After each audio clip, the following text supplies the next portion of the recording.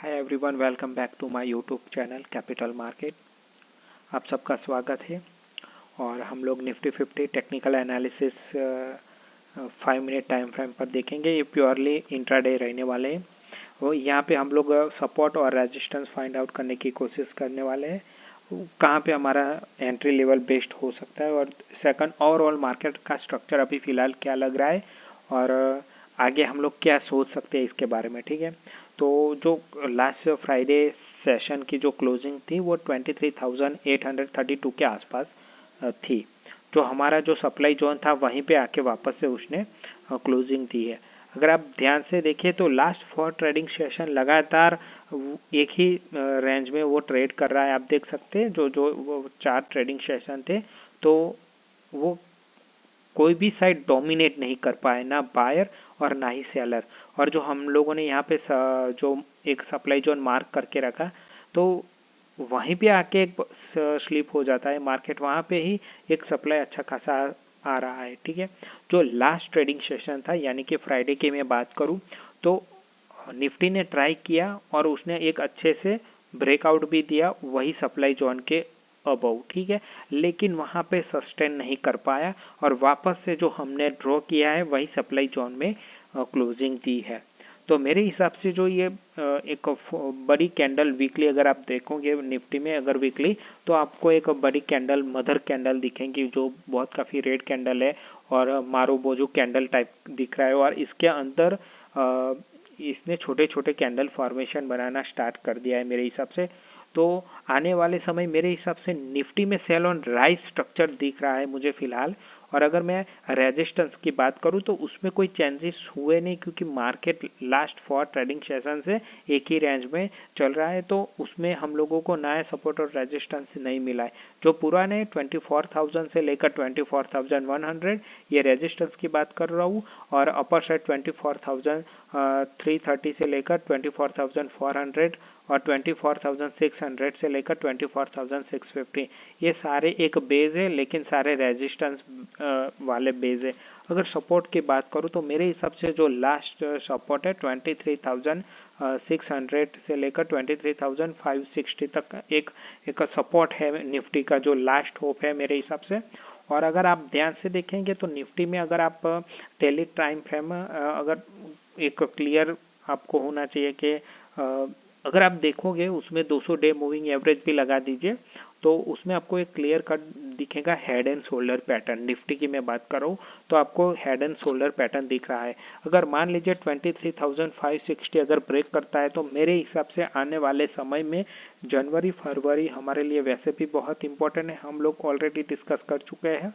तो वहाँ पे हम लोगों को फर्दर गिरावट देखने को मिल सकती है। मेरे हिसाब से यहाँ से अगर फिर भी 8 से 10% मेरे हिसाब से यहीं से भी इसी लेवल से 8 से 10% की गिरावट अभी भी इस मार्केट में पॉसिबल है। मेरे हिसाब से कम मैं बात कर रहा हूँ, उससे कम भी हो सकती है, ज़्यादा भी हो सकती है, लेकिन 23,550 ब्रेक होने 23,550 अगर ब्रेक होता है और 200 डे मूविंग एवरेज भी उसकी वजह से ब्रेक होगा, और जो डेली बेस पे एक हेड एंड शोल्डर पैटर्न बना है तो उसका जो बेस है वो भी ब्रेक करेगा, तो नेक्स्ट जो टारगेट निकल के आ रहा है वो करीब करीब 23,100 के आसपास यहीं कहीं पे निकल के आ रहा है। तो मेरे हिसाब से यहाँ से भी 8 से 10% की एक गिरावट पेंडिंग है। अगर ये भी ब्रेक होता है तो मेरे हिसाब से हम लोगों को फर्दर गिरावट 22,526 यहाँ तक भी एक गिरावट देखने को मिल सकती है। तो मेरे हिसाब से 23,550 मेक और ब्रेक लेवल है। अगर हम लोगों को रिवर्स होना है तो इसी लेवल से जाना पड़ सकता है। ठीक है, और अगर मैं इंट्राडे की बात करूं तो मान लीजिए कि मैं जो प्लान करने वाला हूं, मैं एक प्लान के बारे में बात कर लेता हूं।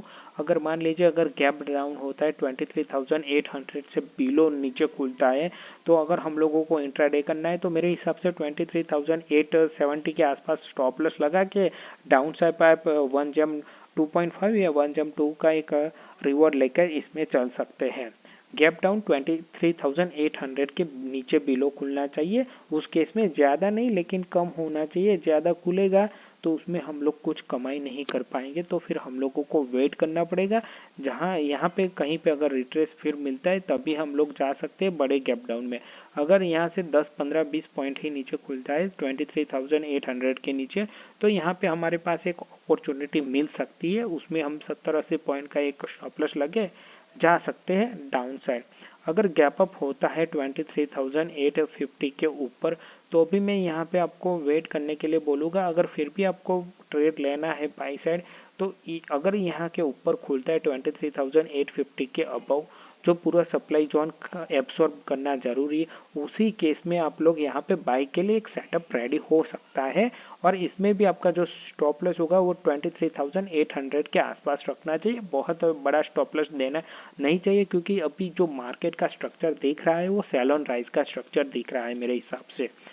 हाँ, अगर मार्केट को अगर उसको यहाँ से उसका जो स्ट्रक्चर चेंज करना है तो मेरे हिसाब से कम जब तक 24,600 के अबव क्लोज नहीं होता है तब तक मेरे हिसाब से अभी सेल ऑन राइज ही मार्केट दिख रहा है। दूसरा, जनवरी में बहुत इम्पोर्टेंट है, जनवरी और फरवरी हमारे लिए। वहाँ पे जो यूएस प्रेसिडेंट है वो भी बैठने वाले हैं, तो वो कैसा इम्पैक्ट रहता है यूएस मार्केट का वो भी हमें नज़रअंदाज नहीं कर सकते हम लोग। तो और जो हम लोगों ने बात किया था कि आरबीआई ने सीआरआर भी कट किया है, तो काफ़ी ओवरऑल इकोनॉमिक स्ट्रक्चर कैसा रहता है वो भी हम लोगों को देखना पड़ सकता है। तो मेरे हिसाब से अभी जो मुझे ट्रेंड दिख रहा है वो सेल ऑन राइज है, बहुत ही मेक और ब्रेक लेवल है 23,550। अगर ये ब्रेक होता है तो हम लोगों को 8 से 10% की एक गिरावट देखने को मिल सकती है। जनवरी फरवरी के आसपास एक बड़ी गिरावट देखने को मिल सकती है, यहाँ से 8 से 10%। अगर ये सस्टेन करता है या तो फिर यहाँ से एक न्यूट्रल पोजीशन हो सकता है जब तक 24,600 ये लेवल के ऊपर, ये जो लेवल है 24,600 इसके अबव जब तक ट्रेड नहीं मिलेगा और क्लोजिंग नहीं मिलेगी तब तक मेरे हिसाब से यहाँ पे सेल ऑन राइज का ही फॉर्मूला है। याद रखना है कहीं पे भी हम लोगों को शॉर्ट नहीं करना है। अगर यहीं पे मिलता है तो आप एक चांस ले सकते हैं, 24,350 के आसपास मिलता है तो वहाँ पे भी एक चांस ले सकते हैं। ये जो रेंज है ये सब नो सेल के लिए है ही नहीं, तो इसको छोड़ देना है, क्योंकि यहाँ पे बन सकता है लेकिन हमारा रिस्क रिवॉर्ड यहाँ पे क्वालिटी ट्रेड नहीं मिलेगा। तो मेरे हिसाब से सेल ऑन राइज का मार्केट है। लेकिन अगर आप इंट्राडे कर रहे हैं तो मैंने आपको बोल दिया 23,800 के नीचे खुलता है, बहुत ज़्यादा गैप डाउन नहीं होना चाहिए, तो ही हम लोग एक डाउन साइड का प्ले कर सकते हैं। बायर के लिए जब तक 28,860 के अबव खुलता है सस्टेन करता है तभी हम लोग बाई के लिए एक बार थोड़ा सा डिप मिलता है तो छोटा सा स्टॉप लॉस लगा के हम लोग यानी ट्राई कर सकते हैं। टारगेट रहेगा 24,000 से लेकर 24,050 तक का हमारा टारगेट रहने वाला है। यहाँ पे अगर ये ब्रेक होता है तो फिर हम फर्दर इस टारगेट के लिए जा सकते हैं, लेकिन मार्केट का स्ट्रक्चर अभी फिलहाल इतना अच्छा देख नहीं रहा है। तो मेरे हिसाब से आप लोगों को लेवल देख के ही ट्रेडिंग करनी चाहिए, ये बेस्ट सिनेरियो है। और क्वालिटी ट्रेड है, वही हमारे लिए बेस्ट ट्रेड है। तो नंबर ऑफ ट्रेड की जगह क्वालिटी ऑफ ट्रेड पे फोकस कीजिए, और ये वीडियो को लाइक कीजिए और चैनल को सब्सक्राइब कीजिए और अपने दोस्तों के साथ शेयर कीजिए। Thank you for watching.